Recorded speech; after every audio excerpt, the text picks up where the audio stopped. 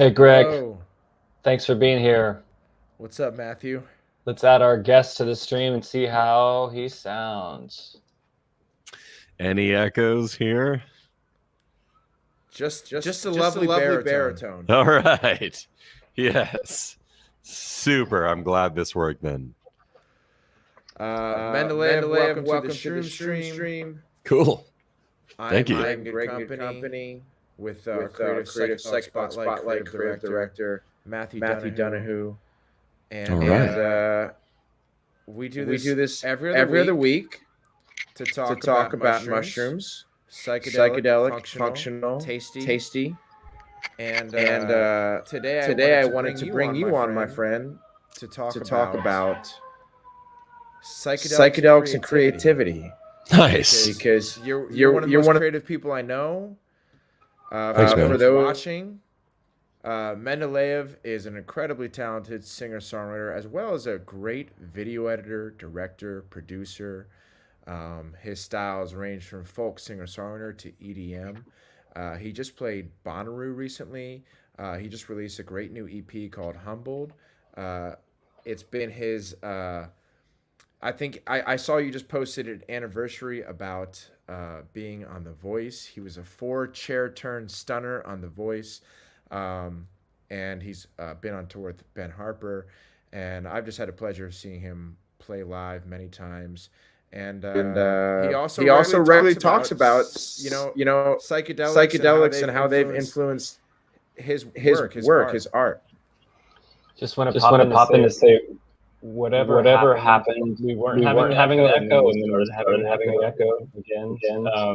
Were you hearing that, Greg?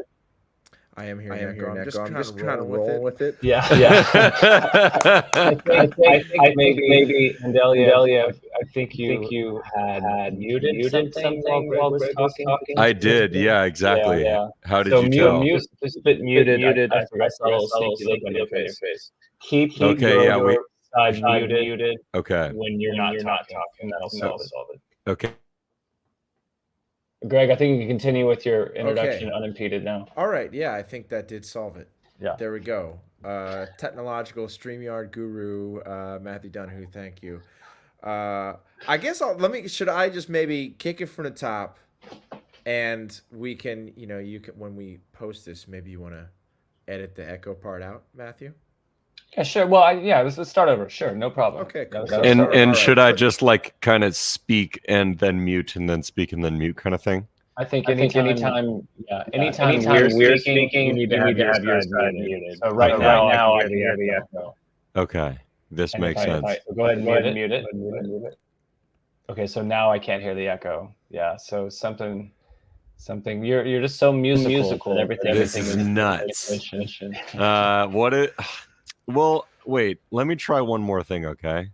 Okay. Just to see. Does this change the echo? Does that reduce anything? Well, we can hear you a teeny tiny amount, just a teeny tiny bit. That's not what I want. I just hit on my end. I hit if you go into the audio. I know I'm selected on it myself. On the echo cancellation. Yes, I am selected. But I think honest, it does seem to be the best solution if you mute. If you mute, and I'll be a good boy and not speak when you speak. Okay. Well, having a podcast myself, I know that is extra tricky, but let's try it. I'm down to give it a shot. Whatever works. I could also, I was doing this for your end good audio, but what if I just switch to my computer speaker? Yeah, try that. That's okay, no problem. put me in coach. Give me one last chance, and let's see if this works. How about now? Does that change anything? Well, let's see. I hear you well. That's fine. Yeah. Okay, it's all good. No echo? No echo. No echo. Oh my God. Well, fuck yeah. Here we go. Then we're just raw dogging it in the computer. Can I get rid of my headphones too? Yeah, no headphones. Headphones. There we go. We simplified it. Wait. Do I have an echo? No. I don't hear an echo. Okay. Right. I thought I did for the first time and I was freaking out, but we're good. We're good. We're gonna rebrand this to Echo Stream. Psychedelic Spotlight presents technological problems. People are just going to think that it's an effect of the magic of the stream. I will say that a lot of this and pronounce your name. I was pronouncing your name incorrectly the whole time I was preparing for this. LEV is so much easier. Lev. Okay, cool. So I want to stress to you that a big part of actually getting this recorded is parsing it out for smaller content, smaller pieces. So that's what we'll be doing with a lot of the conversation. So, just continue to have the dialogue, and then we'll be parting it out, and we will put the whole thing online as well. But the hope is that people really want to be a part of the conversation, and we'll leave comments, over time. Yeah. Cool. We're trying to create just a space where people can come, hang, connect, and talk about mushrooms and their experiences, and try to curate great guests and great conversations. And so let me just take it again in case anyone is tuning in and missed the greatest part of this stream of us. Such a good intro. Echo. Guys, I'm Greg in good company. Welcome to Psychedelic Spotlight's Shroomstream. This is every other Tuesday, 6 p.m. Pacific time, 9 p.m. Eastern time. And we're just creating a cool space to listen and hang and connect with great guests talking about mushrooms and both psychedelic and otherwise. And today I wanted to bring in a good friend of mine, an incredibly talented singer-songwriter and artist of other disciplines as well, Mendeleyev. If you're a fan of The Voice, he was a 4-chair turn stunner, singing Girl from North Country. I think he's actually celebrating an anniversary of being on that show. Maybe, was it today? That's right. Yeah, yesterday, the 5-year anniversary. And Lev also recently performed at Bonnaroo. He's been on tour with Ben Harper. He just released an EP called Humbled, which is most excellent. I've seen him perform a lot of the songs from it live. He's based in LA, and he's an avid and very open about his psychedelic use and how it has how he uses it for creativity. So when I thought of talking about mushrooms and creativity, Lev was the first person that came to mind, and I'm so glad you were able to join us today. So thanks, Lev, for being here. Thank you, man. Thanks for the intro. Yeah, and so. Hello, I am Greg, and welcome to Psychedelic. Good writer. Do you write a lot or something?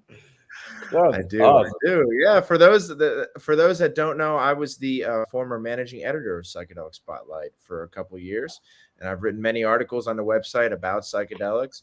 And I'm an artist myself. Greg in Good Company is my artist name, where you can find my music, and that's how Lev and I know each other. We also have the same producer, who also indulges in psychedelics, and so Lev, just recently I couldn't make it because my life's too busy, but you had a birthday party where you indulged in psychedelics on top of a mountain in Santa Barbara.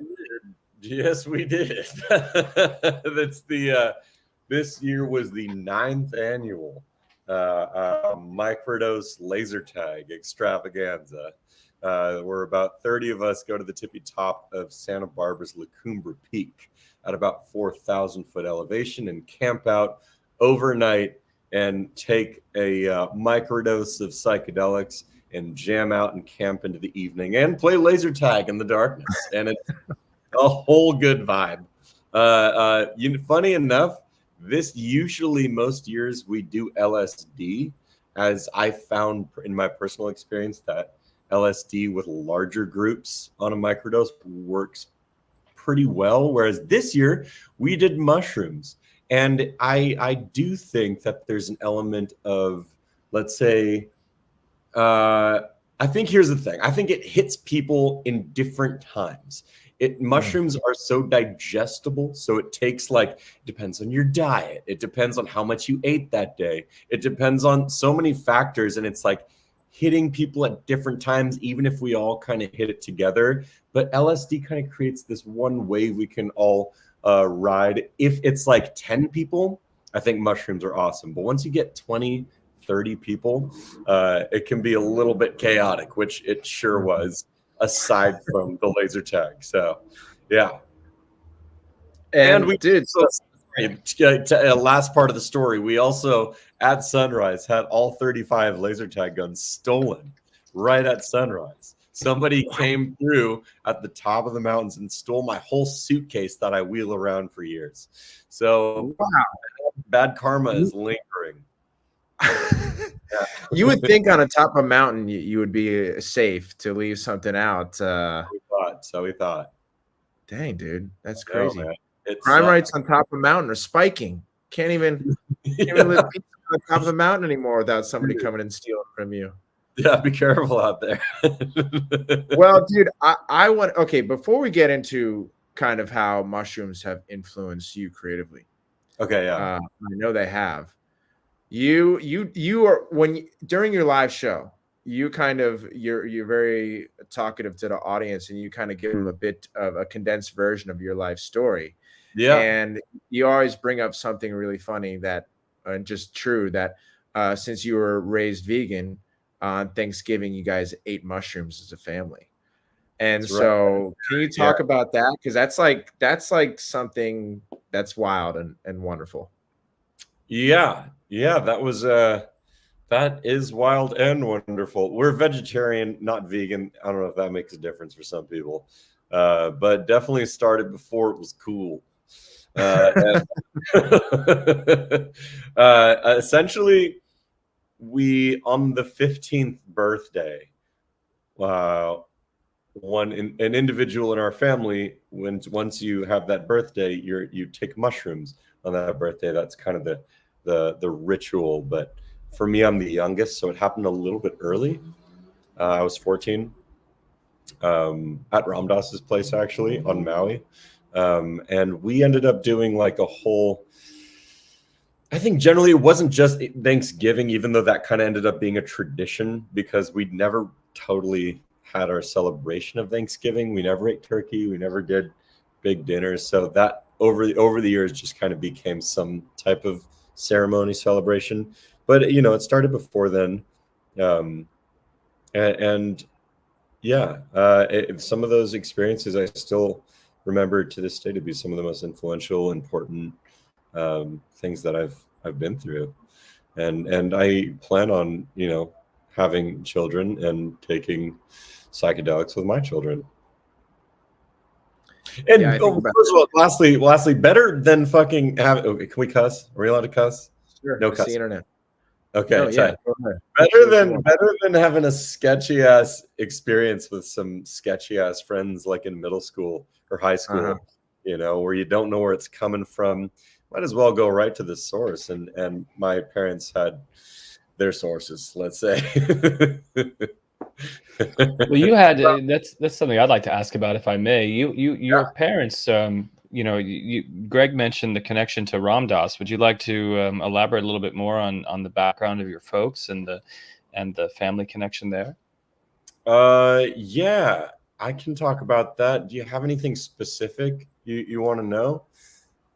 Well, for ahead, context, Lev grew up with Ram Dass, who, for those that don't know, he's the author of Remember, Be Here Now, one of my personal favorite books, and a psychedelic pioneer. He was a Harvard psychologist who kind of pioneered research in the 60s for mushrooms and LSD, and then he became kind of a spiritual guru and really brought a lot of peace to a lot of people through his spiritual teachings, which he learned from his guru in India. And he's just kind of a beloved spiritual figure in that community, and Lev grew up in it. And take it away, Lev. Yeah, no, thanks for giving that intro there. I feel like oftentimes I have to explain who he is.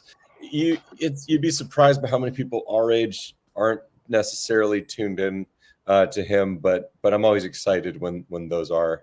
And so, he, for me, I'd say the best way to say it is I grew up in sort of, I've been trying to figure out the best way to say it. It's a periphery way, whereas I wasn't a devotee.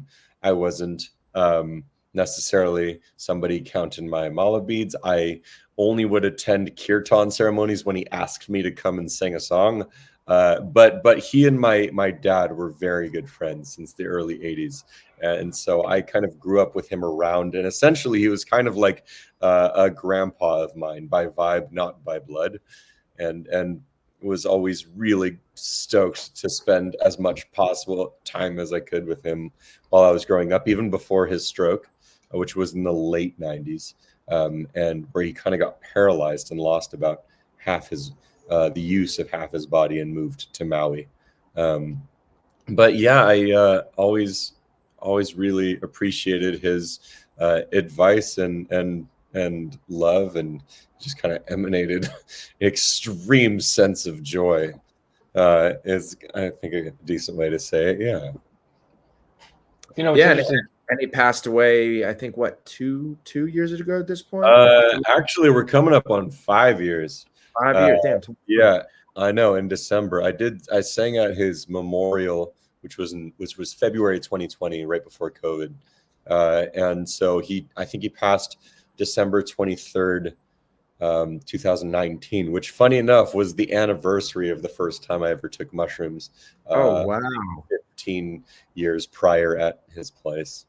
And I'll never forget it. Right at sunset, I was watching sunset. We're coming down at this point. We had gone on this whole trip and come back, and he wasn't. He was advised not to take mushrooms with us that day, which I was bummed about. But I remember I was watching sunset kind of coming down, and I wanted to get high on weed, marijuana, and you know, maybe I shouldn't necessarily say it, but that man loved to smoke his weed, and we had a very deep bond of sneaking it at midnight when everyone went to sleep. And anyways, so he knew I loved the weeds at the time, especially when I was 14 years old, and I was sitting there just at his place watching sunset, and I'll never forget the image of him rolling his wheelchair over in my direction with this one arm, and in the other arm is holding this gigantic bubbler packed with weed, and he's staring at me, and he does this thing where he has this huge exhalation of joy where he goes and he's wheeling his way at me and hands me the bowl. It was extraordinarily sweet. Anyways, that's like one of those images that's so burned into my memory, and love to share that wonderful, joyful experience. It's so funny because I can see it. I can see it in my mind so clearly of what you're describing. It's like I can just see his big smile, and that's amazing. But I think you bear a resemblance to Ram Dass. Is that right? Have you ever noticed that? Aesthetically, I think you kind of have a similar facial structure and eyes. That's cool. I guess maybe a little bit. I don't know if I've ever totally noticed that, but I'll take it. You know, funny enough, his son, my dad actually helped track down his son, Peter, which didn't know he had. So flashback about 15 years ago, and there was a letter sent to his Ram Dass's Maui address, basically saying that there's a chance that he has a biological son.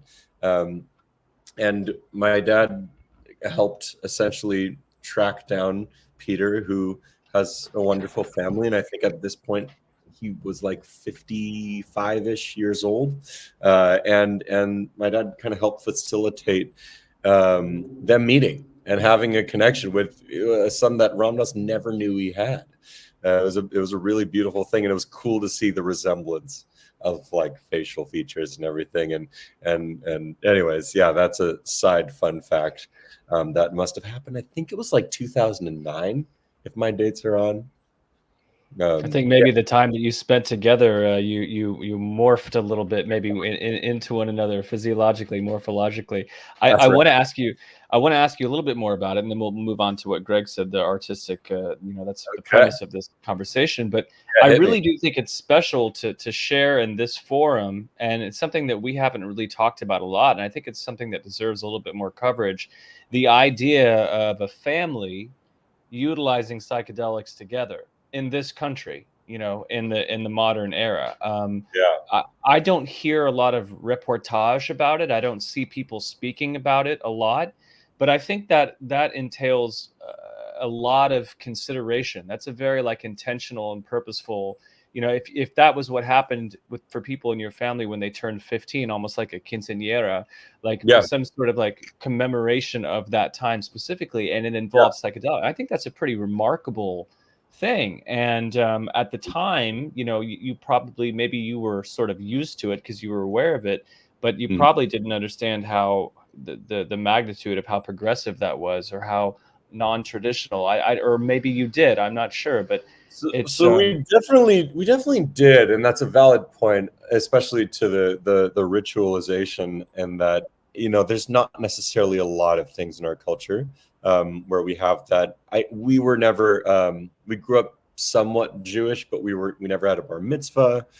We never had some sort of ceremony, as you will, other than that, and it was a really special thing. But to your point about not totally being cognizant at the time, it was kind of the opposite way, where it was like almost too special. And here's what I mean by that. Essentially, a lot has changed since 2004, or even before then, when I was a kid growing up in the 90s, not only as a vegetarian, but doing, you know, drugs and being around weed and stuff with my family. It was actually a really dangerous thing. And so we couldn't talk about it at all. Like I couldn't even tell my friends about it until I was like 18. And, you know, there was the fear of getting taken away from our family, or things of that nature. So we actually, it was hyper sacred for us. And I think arguably to the point where it like was maybe even a little bit detrimental. And to the point where it was like, you know, having this bubbled secret from even the people I care most about, aside from my family. We had this very insulated, special thing that we would partake in. And again, didn't start talking about it. We were highly aware of how unconventional it was. Whereas these days, I think it would be a lot more topic of conversation. And at the time, it just, it had to be really, let's say, suppressed. In social settings. But yeah, again, thank God for the evolution and the expansion of not just mushrooms, but other psychedelics more into our culture. The resurgence, thanks to certain people like Rick Doblin and the MAPS organization, and a handful of other legendary people that I've had the pleasure of being around growing up. Thank you. Yeah. And that's, you mentioned that you like, could you, to kind of segue here into creativity, how do you think, have any of those trips, that experience, that ritual with your family, have they influenced you artistically? Okay, this is a good question. I think the truth is, most of the benefits that I get from creativity and psychedelics happened after the fact. When I started doing psychedelics alone, however, cannot negate how much of a privilege it was to do it with my family and to do it with my brothers and my parents. It was extraordinary times, but in terms of actually being able to take the time and dig into what I wanted to, as you know, when you go on a group experience, it's like you are at the helm of the group, whether it's your family, friends, or whoever it is. You're at the whim of whatever other individuals want, because you're so cognizant of each other's energy. And so I think it really started when I started doing it alone. At least when I started taking psychedelics and my own music very seriously. And there's a way in which solitude would start to bring out a lot of really important things that I wanted to find a way to capture and bring back, or at least give a container in, let's say, a musical setting. And so my family experiences, I think it's more than anything just the privilege of them introducing it to me in such a sacred way. Yeah, I think. Yeah, and I love that intention, and it's not only sacred, it's safe. Yeah, And I think a lot of people's introduction to the mushroom is unfortunately in a situation that's not safe. Mhm. I mean that both like physically and mentally and Yeah, spiritually, because whether they go to a concert and someone just happens to have some there, you want some of these, they're at a party, yeah. and Or you know, festival. festival, whatever. But like set and setting is, we know, is so crucial, and that's your Mhm. mindset and that's your physical setting. Yeah, And a lot of people who share bad trips and have a bad experience and then kind of swear by that experience as a result, um, and say, don't do this because I had a bad experience. They're being introduced to these in like a party, crazy, wild setting, yeah, and they're not being properly prepped. There is no intention behind it. They're with people like when you're on the mushroom and you're with people who aren't right there. That creates, you talk about the energy. I mean, that creates get it. uh, a bad setting right there. Yeah, And so I think it's really special and beautiful that you started there, because I think part of, if you want to take psychedelics seriously, especially the mushroom, it's like you have to know it and meet it and understand it. And you're getting to know psilocybin as it's getting to know you.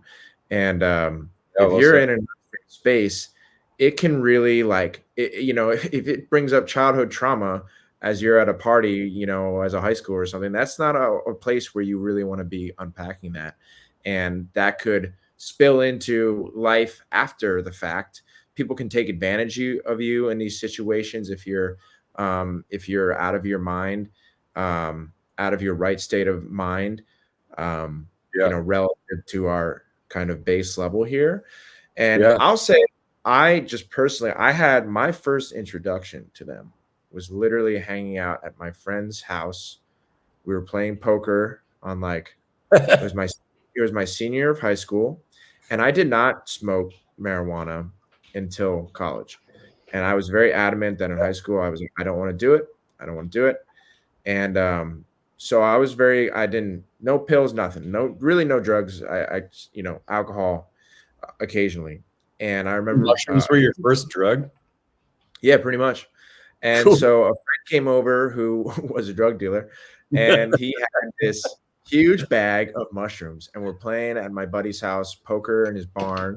His parents are home. We're in this barn where he hung out at, and he had these mushrooms. And I said, "What are those?" He said, "Oh, they're mushrooms." I said, "What do you do with them?" He said, "Oh, you just eat them." I said, "So you don't need to smoke them or anything?" He's like, "No, you just eat them."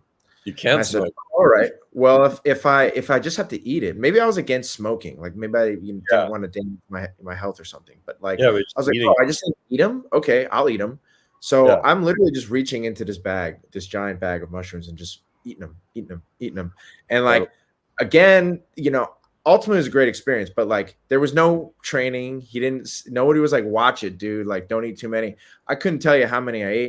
It was me and my buddy Andy, and we basically got that kind of giggly, super like, whoa, what's happening? And Oh, and great. I ended up prank calling people super high on mushrooms, and my friends were totally, Wow. taking it, like just letting this crazy state I was in and just rolling with it. And I remember they were just like calling people up and having me talk to them and say weird stuff to them. And that's Wow. like a very like jovial, like not very serious version of what can happen when someone can take advantage of you in the state. And it was all in good fun, whatever. And then I just remember I stayed up until it was like, took them at 11 o'clock. And then I was up until like 8 in the morning. And I would close my eyes, try to go to sleep. And it was like, lights dancing in my eyes. And the Homer Simpson poster was talking to me on a wall. And I just remember just having an absolute blast. And Sick. then I just kind of didn't get any sleep, went home the next morning, and then I had to go to work.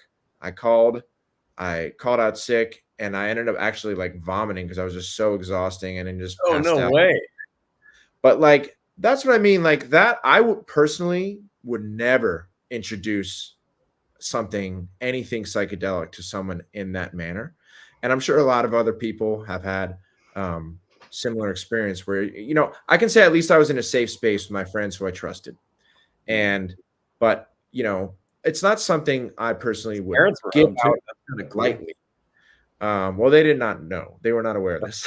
Yeah, They did not walk in because that could have been weird. But it's just in like, the barn.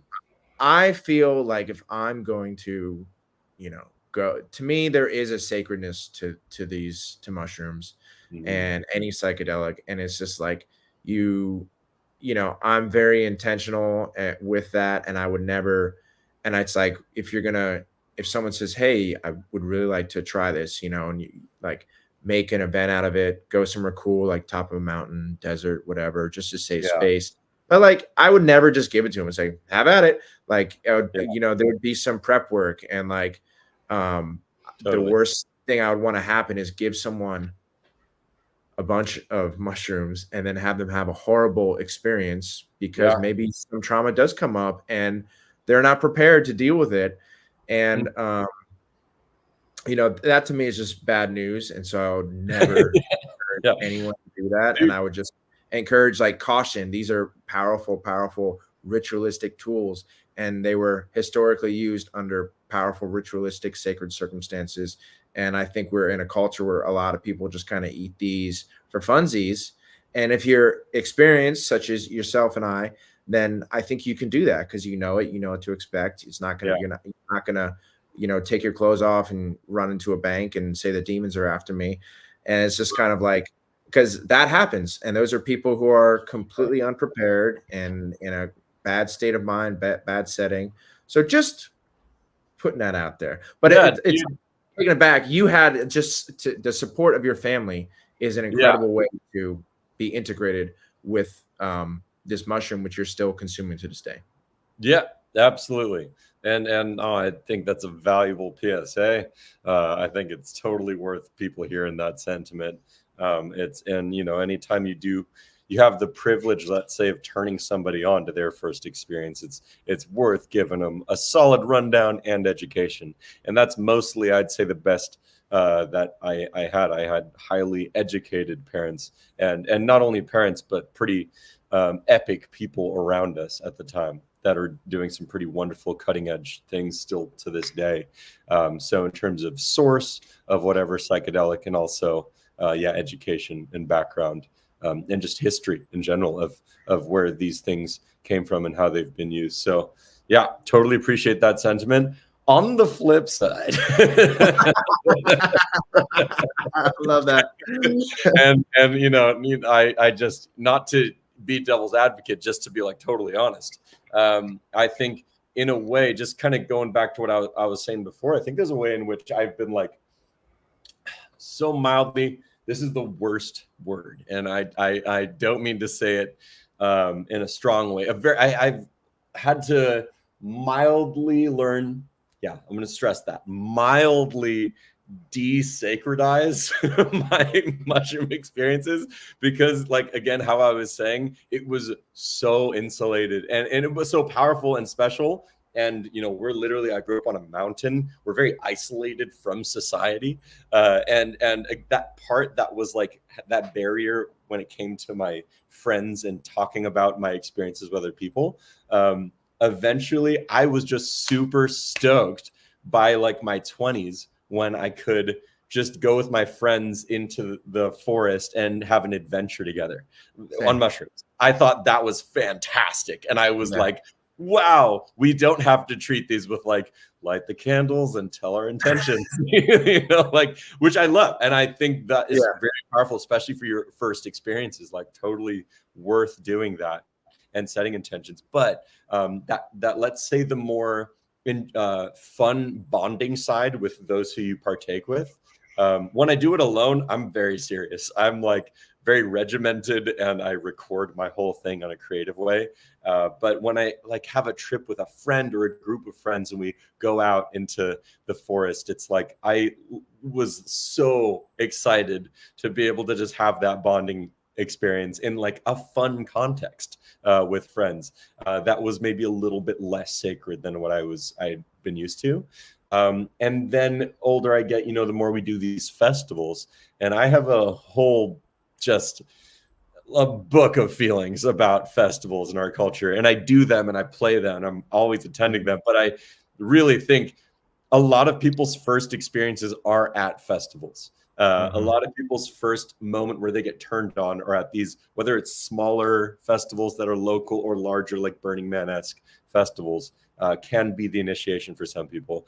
And I truly believe they're some of the worst possible places to ever take psychedelics. Even as an experience, that I don't know how many times I've taken, mushrooms before, but like if I wanted to create the worst possible trip, like the quintessential bad trip, festivals are really providing that for people. And Yeah. blasted by sub frequencies that are competing in all directions, to like people walking by with weird shaped masks and clown costumes, to like standing in line for an hour just to eat a $52 soup, and like all of your energy is being drained, and it's so distracting and chaotic, and there's very little to pull back from a lot of these festival experiences other than we did it together and we made it out alive.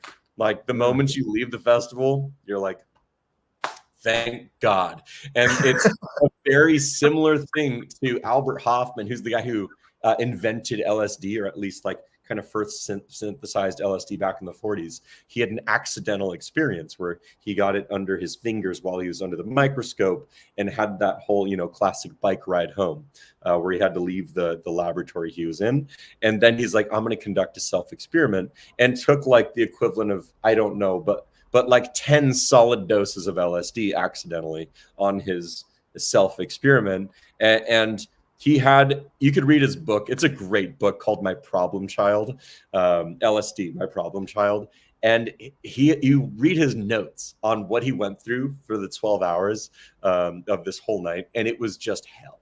And he experienced the worst night of his whole life. However, the next day, he was just so relieved to be back, and so excited and enthusiastic, and colors looked more beautiful. Everything he ate was tastier, and he was just so grateful to have returned from his hellish experience. So sometimes just getting in and out the other side of the worst experience of our lives can be equally as beneficial. That's kind of my sentiment with festivals a lot of the times in people's first experiences. Well, I'll tell you this. My first ever Coachella visit, first and only so far, every night I was there, I took a different psychedelic. I took mushrooms opening night, MDMA second night, and then Saturday night I had the kind of quintessential LSD trip. And I wrote about it for Psychedelic Spotlight. You can Google this. You can find the article. It's called, oh gosh, I just had a mind fart. It's called Danny Elfman on Acid. Tight. That's awesome. So, okay, it's called Experiencing Danny Elfman on Acid, a Coachella Story. And it's the most favorite thing I ever wrote. It's long, and it gives you the full kind of Coachella experience and my experience. But I had a really wonderful, exquisite trip, even though I can totally see what you're saying. And I think because I had done it a lot of times beforehand, I was comfortable in that world, and I was completely by myself. Because my best friend who I was supposed to go with bailed. And so I was by myself at probably the most unfriendly music festival in the world. Like Coachella, people are just very into themselves, and it's just like, you're not going to meet anyone there in my experience. But I saw Danny Elfman, who did this crazy set. And it, like, I was tripping, and then Danny Elfman started playing. And I find with psychedelics, there are other things, whether you smoke a little weed, whether you're having a right conversation, you're reading something, a poem, a song, like it stimulates and it opens your mind. And it like created this incredible experience where like the world was one way before I watched Danny Elfman play. And then after he played, it was a different world. And then on top of this, it was record high winds that Coachella, it was like 30, like really high winds where the palm trees were like blowing like really so cool. And like it felt like just a whole nother world I was in.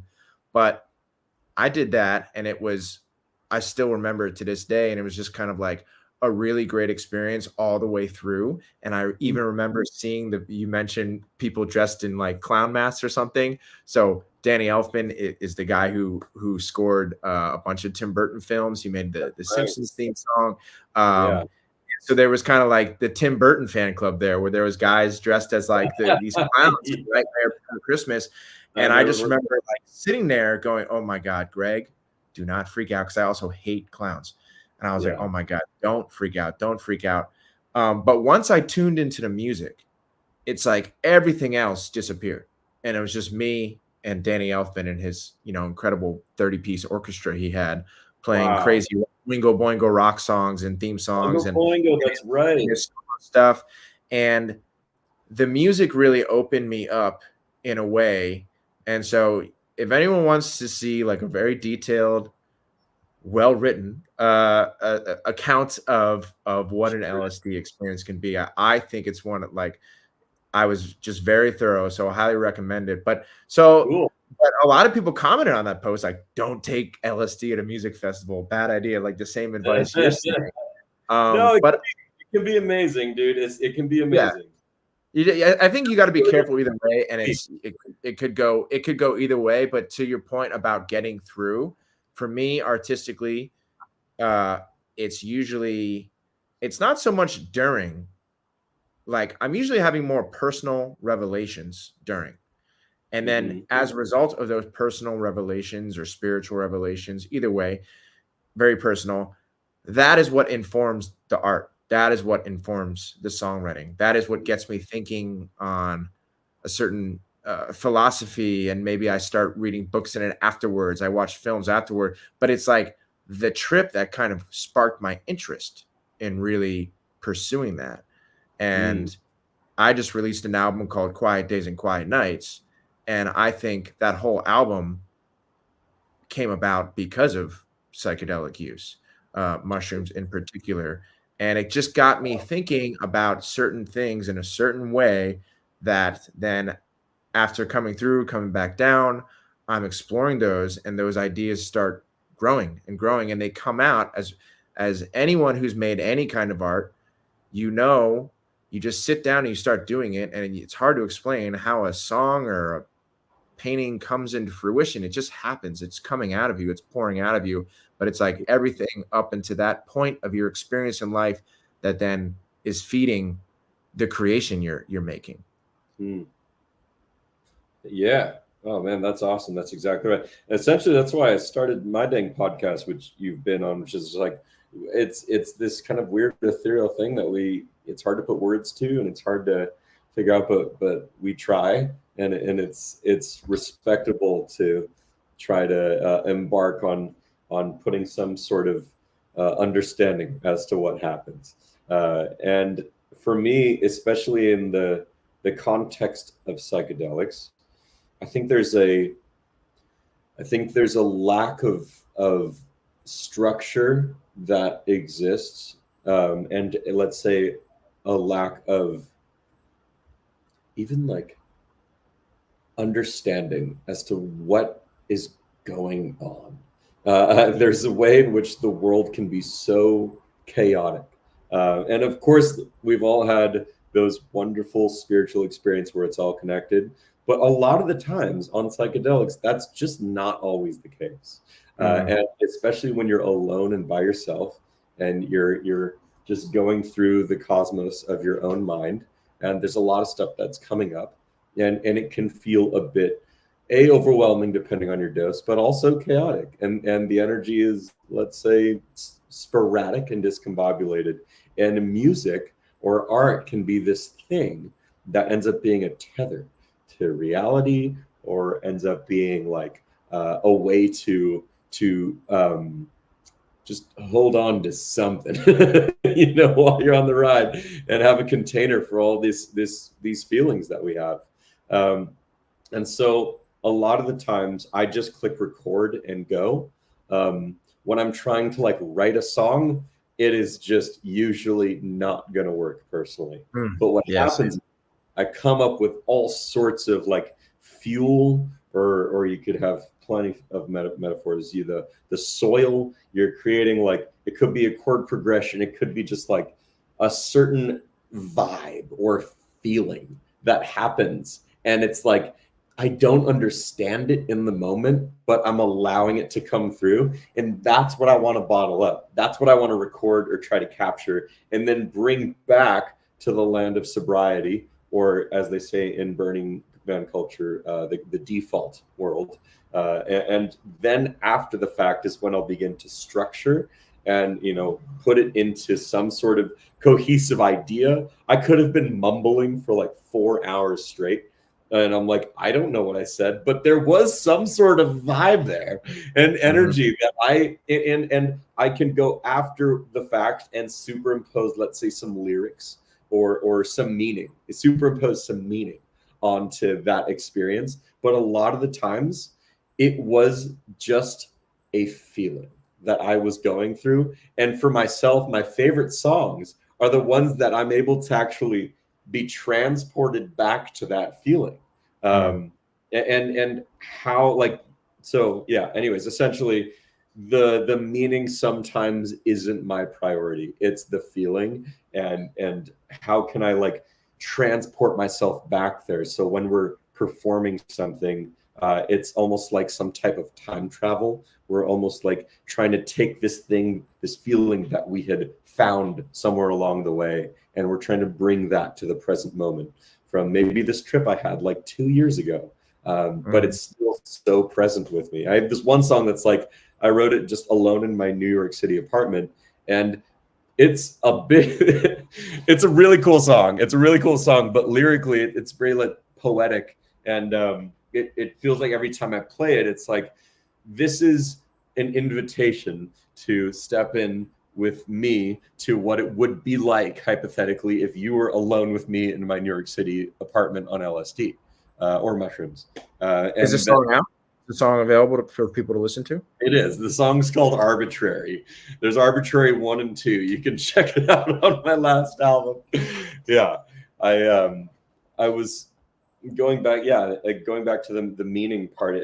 There was a way in which everything I did, I was trying to give like meaning to, and I realized how many decisions I make are just so profoundly arbitrary. And it, like, even just like, why did I walk over there right now? And I had this strange LSD experience, and it was actually on Christmas, alone in my 1-bedroom apartment in New York, of like just questioning every micro decision that I did, and like I'd watch my one part of brain try to like give this greater context and meaning to it, and then I was like, once I landed on the word arbitrary, it was just like everything in the world, it almost like it lacked meaning. It was the opposite end of the spectrum, and it was a really freeing, liberating, beautiful experience, to be honest. So yeah, the song, it's called Arbitrary for those out there. I still play it to this day. It's a lot of fun.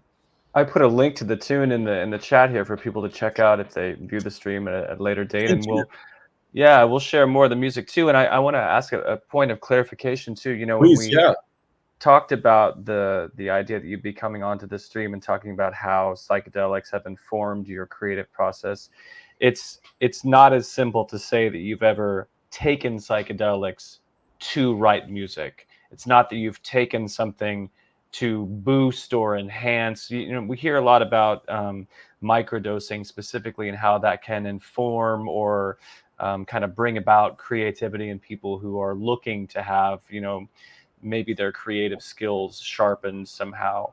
It's not so much that psychedelics are fuel for your creative expression, is it? It doesn't sound like that's the case.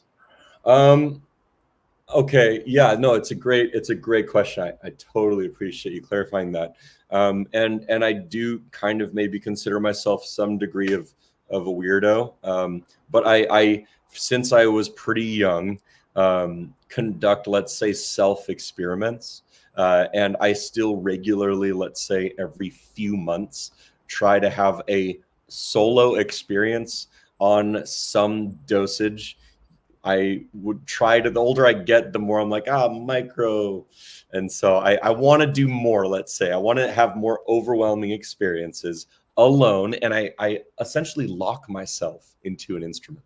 And it's kind of like, I'm going to spend these 4-5 hours on this dose of mushrooms on my guitar. Even when things get really uncomfortable, things, come up emotionally, things can just feel so overwhelming and in my body just very uncomfortable, but I still play through them.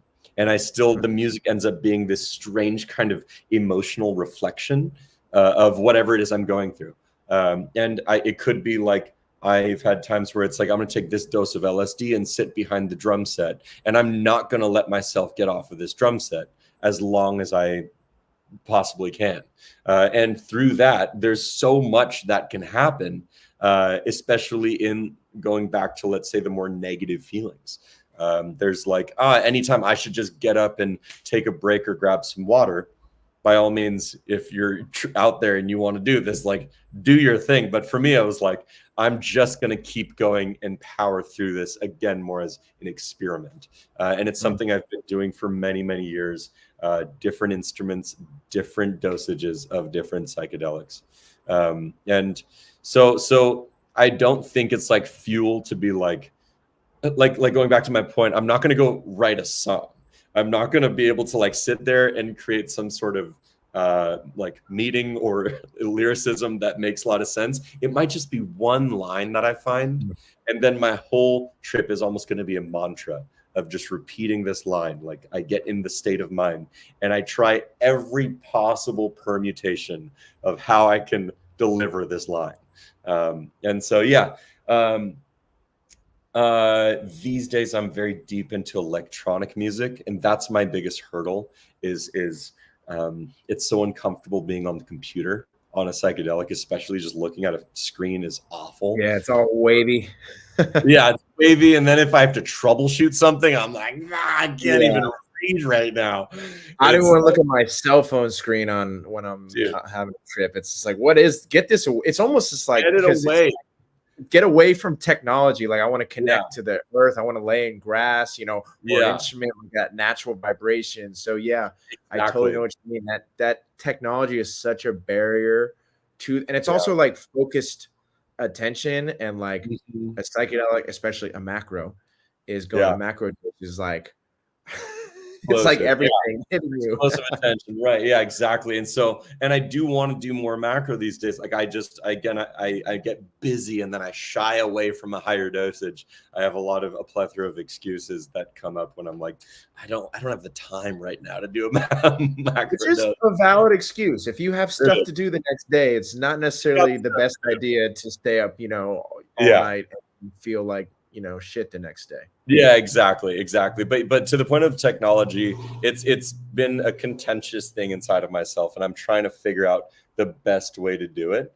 I essentially, if it's just an instrument, it is a lot easier. But for some reason, LSD, it works a little better than a high dose of mushrooms. I'm a little more able to go into let's say the digital realm.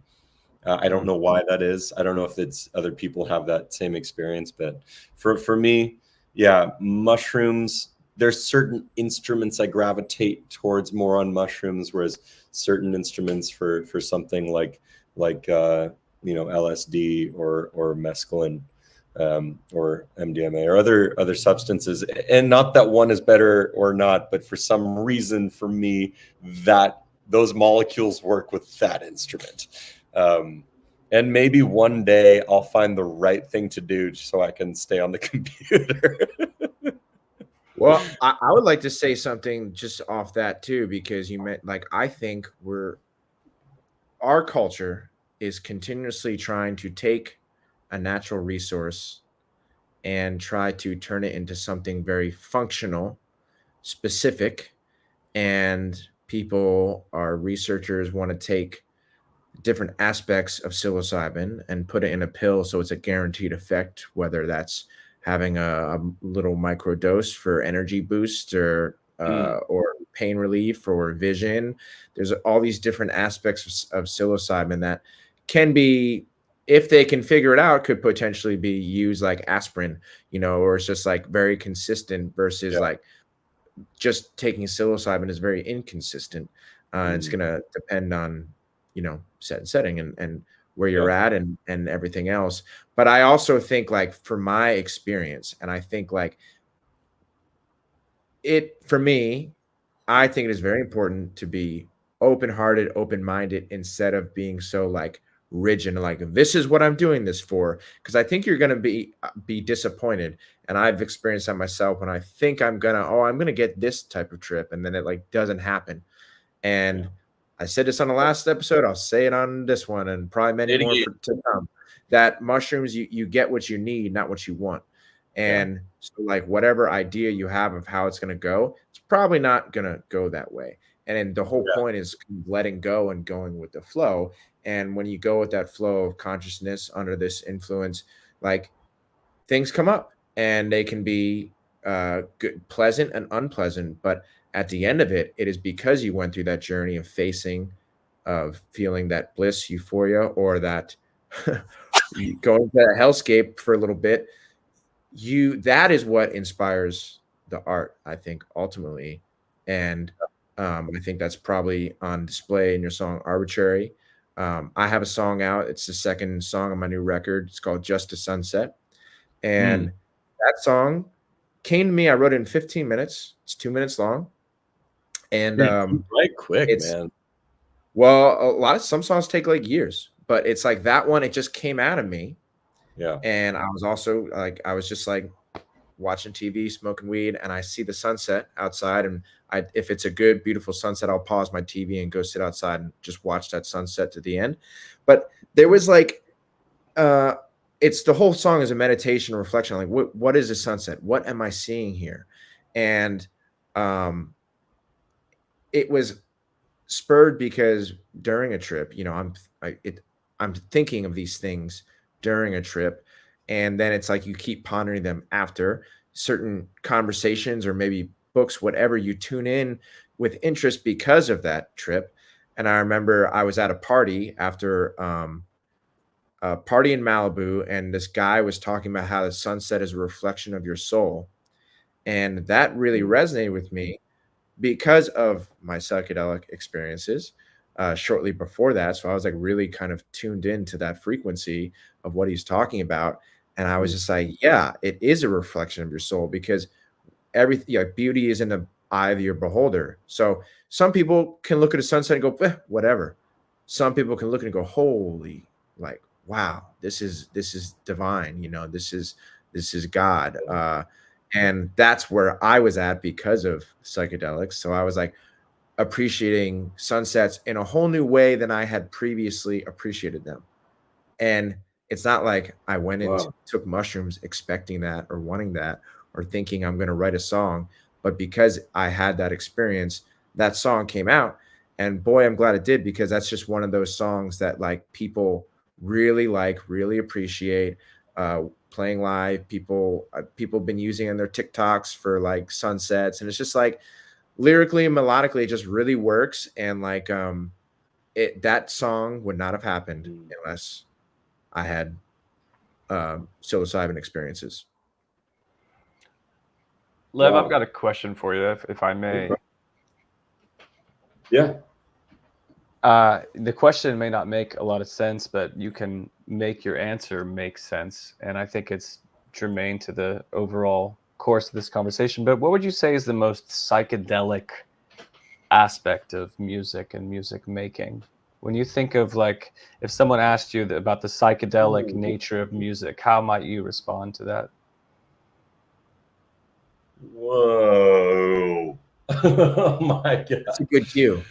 That's an epic question, dude. All right, let's go. Let's do it. All right. So I think essentially, well, first we got to define what music is, but not even going to do that. Let's go with a series of sonic patterns. Okay. things like a motif or a melody that repeat. And there's a way in which mantras, let's say, have been with us for thousands and thousands of years. And they can create what we refer to as the trance state, which is a shift of our focus. And I think psychedelics also can really enhance our trance state.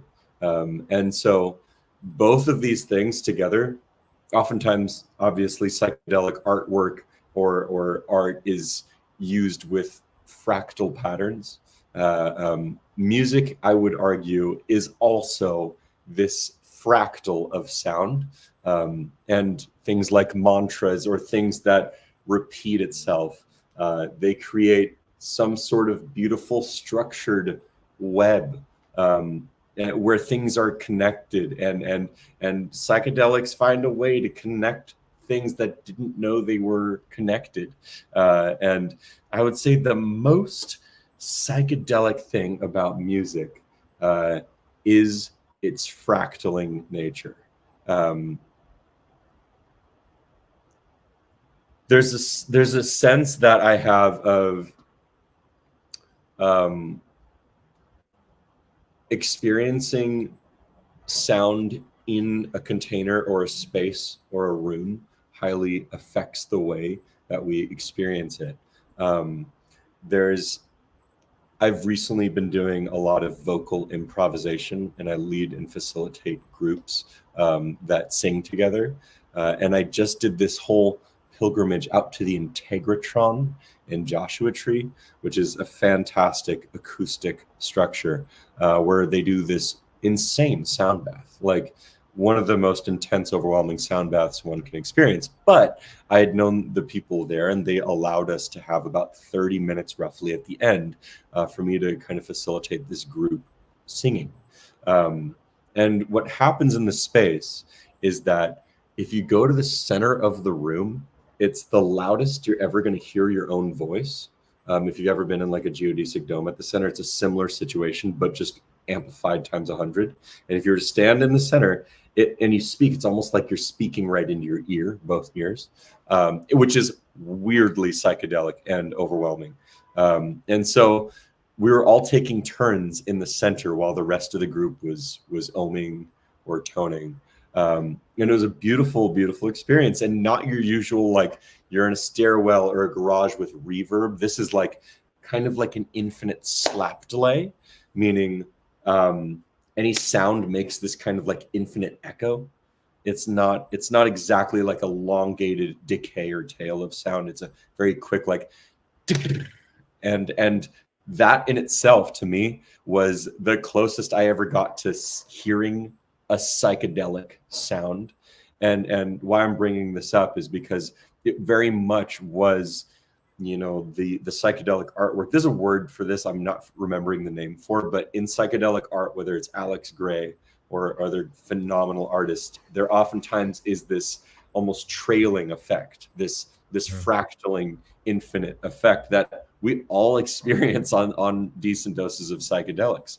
And this was the closest I ever could hear a trailing effect. That's the best I got to kind of hit this analogy. But essentially it was like really one of the coolest experiences, and we're gonna go back as often as we can for anyone out there that wants to do more group singing. I think part of who we are as human beings developed from sounding together and being with groups of people and singing and screaming as a tribe and climbing trees and just singing together. And so I want to do more and more of that. I also, not to get way too deep in the rabbit hole, but believe psychedelics played a huge effect on how we evolved into human beings. And I think we were curious little monkeys eating everything we can find, including mushrooms. And I think over the time, things like enhancing visual acuity while hunting to other things helped us develop tools along the way. And I think mushrooms and fungi were a huge part of our development and in terms of how we became what we are now. And so those two things, singing together and mushrooms, I think those are working for me in life right now. And the more I can do it with larger groups, the more fulfilled I am. So this is my long-winded way of explaining why how music is like psychedelics. I think it is us, and it is how we evolved. You know, I mean, yeah, quite literally, it's like vibration. It is vibration coming out from you into you, whether it's from your vocal or an instrument. Mm, And like the physical world is just like pieces of matter, atoms, whatever you want to describe it as, like vibrating together to create it. yeah, So I would agree with that. Music is us. I think music is the universe. And it's just like there's a reason why, like you're saying, throughout human history, we sing together, we chant. There's a reason that yeah, singing, chanting, some type of music, drums, whatever, is yeah, always associated with sacred, religious, spiritual rituals. yeah. You see So it just in the Christian church with singing, right? The choir. And you can go to a music festival and have, or a concert and have just as powerful musical induced psychedelic experience where it's taking you out of yourself, and whether it's creating an image in your mind or just taking you to a place you didn't know you were going to go because Mm, of that. yeah, yeah, and again, this part of like repetition and rhythm being this reflection of itself and reflections of each other and reflections or let's say an echo of who we are. Music is this kind of large cosmic vibrational metaphor. And I Mm. think psychedelics, it's just always happening. And psychedelics allow us to tap in or just recognize what's already there, and have that as a feeling. I think a lot of the times I've been in this state recently where I've been listening to way too many podcasts, and I've been listening to people speaking all the time. I love it. It's been very helpful. I love going on podcasts, having my own podcast, listening to educational things and learning. However, I haven't been listening to music as much. And so whenever I do listen to music, I'm like, oh my God, I feel so many things that I didn't remember that I feel. And it's always happening. It's always existing underneath the surface. But the moment I tap into just listening to music, I experience the world in a more profound way. I like if I'm taking a walk and I'm listening to a podcast, I'm engaging inward with the podcast and learning. But the moment I am listening to music, I am outwardly experiencing the world. And I'm also simultaneously like, that music I'm listening to is filtering and creating a different color palette for wherever I'm walking. And it's almost like it scores my life. And I feel so much more emotionally connected and activated. And so I'm just putting that out there. I want to listen to more music. I don't listen to music enough these days. I make music, but I want to listen. I want to be a consumer in that way, as I might be for psychedelics. I went through, well, I've gone through several periods of depression, as many people have, most people, probably everyone. Mhm. And one thing when I'm coming out of it, or what takes me out of it, is often just good music. Just listening to it takes me away from my thoughts, and like the revelation, I was like, oh, I should just listen to more music. Like music makes me happier in every respect of my life, and I think Yeah, inspires creativity too, not in a way of like I want to imitate, but it just puts you in that space. And mm, so yeah, it's music is everywhere. It's yeah, literally everywhere in our world, in our lives as humans, as a species, in our culture. There's no commercial without music. There's no TV show without music. mhm, um it's yeah, and to your point about like the podcast, it's like it's so linear. You're following a series of words that create meaning. But then music, whether it's rock or orchestral, it opens you up, and yeah, you're not following it linear. Yeah. And like the progression of notes create an emotion in you which colors the world around you, as you said. Yeah. And that's pretty fucking psychedelic, if you That's ask me. super psychedelic. Yeah, exactly. And to just like really enhance this metaphor that we're on, I feel like there's a way in which psychedelics are not linear at all. Yeah, Sometimes people can be, but like when's the last time you've really successfully read a whole book on psychedelics? never. It's really Never. tricky. I mean, even if you're just high, it's like, how does your eye go across the page? And there's so many things happening. And I think I thrive in a very circular realm. And so I think podcasts have been balancing me out and helping me be more linear. But man, I'm out of balance right now. And I'm publicly acknowledging that. And I want to listen to more music to tap into what's already there, and I want to take more psychedelics to tap into what's already there.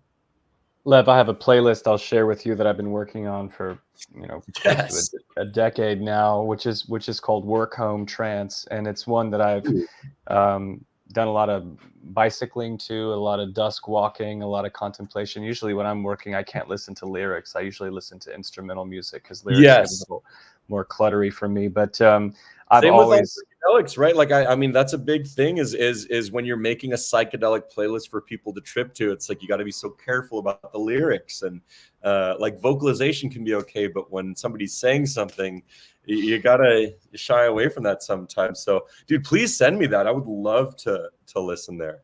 Well, it's funny. I will, and it's funny because a lot of the music that we call psychedelic, that we think of from the era of the late '60s, early '70s, Fillmore. So a lot of it's very vocal heavy. I mean, I think Jefferson Airplane specifically, and but that's an aspect of it. I'll share it with you. I think you mentioned earlier electronic music, and the majority of that music is electronic. That playlist is electronic specifically. Majority of my life these days is electronic music, and I'm totally with it. So yeah, please send that over. I make electronic music too, and I think it's like, yeah, in terms of songwriting, going back to that part, it's like, dude, when do you even hear a whole song in an EDM song? It's like they take 3 words or like a phrase, and you just kind of repeat that and sample it and resample it in different cool ways. So yeah, in a way, it's cool to see how these different styles of music have gone along with different substances, and how we've kind of evolved as a culture, especially in the festival or EDM rave scene, to tap deeper into that trance state, tap into this like repetitive, thing over and over again that, if you're not on the right drugs, it fucking sucks. Yeah, what's all the rage about this? I don't get it. You take oh, I get it now. Yeah, you're like, this music sucks, and then you go with 100,000 people and you're all just dancing. You're like, I get it. Yeah, it's like, well, it connects you all. It connects you on the same frequency, the same heartbeat, really. And you're all moving to the same beat, and there's something, and if you are out of sync from that, you will feel very disconnected. But when you're disconnected, it's bliss, it's euphoric. And I experienced that my first night of Coachella, when it was just DJ sets. I was on mushrooms, and I went into a room and I closed my eyes, and I was just seeing, whoa, oh, I understand it now. I get it. I'm such like a lyric guy. I'm such like a, rock folk kind of, that's what I listen to. And I think on the like Jefferson Airplane side, as an example, like White Rabbit, or any song, it's like it's like a guided, it's the voice is guiding you inward into the mind. It's guiding you. So it's like the music will kind of open you up, as well as the mushroom or LSD, but also the lyric is pulling you deeper and deeper. And if it's a really good song, that's what it does. And that's when I think of that kind of 60s, 70s psychedelic rock, where it's like both vocally and instrumentally, it's pulling you inward and taking you on that journey and assisting with you exploring yourself. And it just gets you. Yeah, right. What is psychedelic lyrics like? I mean, I imagine, think about Pink Floyd or Dark Side of the Moon and stuff, or it's strange to kind of put a label on that, or at least that type of poetry. But a lot of the times when we come into like forcing a meaning is things I think sometimes on psychedelics that can take us out of the experience. And so I mean, obviously it has the opposite effect sometimes, but I think more often than not, having just a voice do some sort of like strange vowels and chanting can be way more psychedelic than somebody, me listening to Terrence McKenna, which I love, or Alan Watts, who I love dearly, thanks to you. And it's like they're speaking in such a psychedelic kind of rhythm and way where you kind of get lost in the sauce of what it is that they're explaining. But actually, all right, this is the time to talk about it. Maybe we've talked about it before, but for the last year, I've been recording a psychedelic album. And what it is essentially is I didn't know I was doing this, but like I was mentioning earlier on the podcast, that I go and I try to record my experiences. Usually that means I just walk off into the mountains naked and have like voice memo on my phone somewhere attached, and then I just try to like capture hours of that. But recently in the last year, I've had indoor apartment trips, and I have my professional grade microphones right here, and I have my recording setup ready to go in a professional way, and I've been recording all of my psychedelic experiences I've had, and only took until recently did I realize I have a whole album of this, and all it is hours of me doing strange vocalization and throat singing and chanting and overtone singing, and it is wildly psychedelic. I have the LSD song, I have the MDMA song, I have the 2CB song, I have the MDA song, and then I'm going to have the psilocybin song soon. That's awesome. I love that. That's such a great concept album that's going like through and through. I mean, it's not just thematically conceptual, but it's like the creation process is conceptual as well as kind of thematic and just wordplay and how you name the songs and present it. So we look forward to listening to that for sure. I'll let you know when the EP comes out this year. It's not necessarily for other people who are on psychedelics in order to ingest. It's more so a time capsule of this is what my experience was like, and you can kind of dabble in and take the experience in. It ends up being really trancey when I share it with people, which is rare. They're sober as hell, but they're tripping face. It's crazy to watch that exchange to happen, especially because so much comes through our voice. I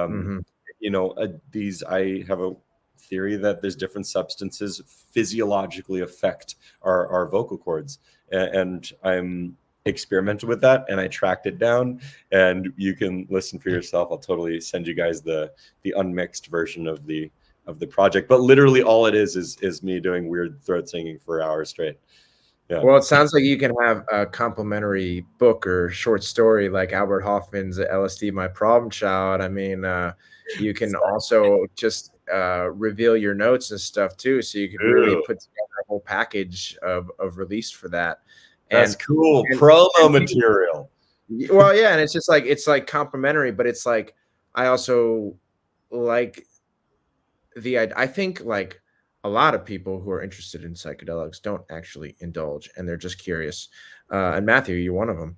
And I think like when you can go to that world and come back with something creative that reflects it, whether that's a song, an article, a painting, I think you're doing a great service to people, and a lot of people are interested in that because they're getting a glimpse into what that is like without having to embark on that journey for themselves.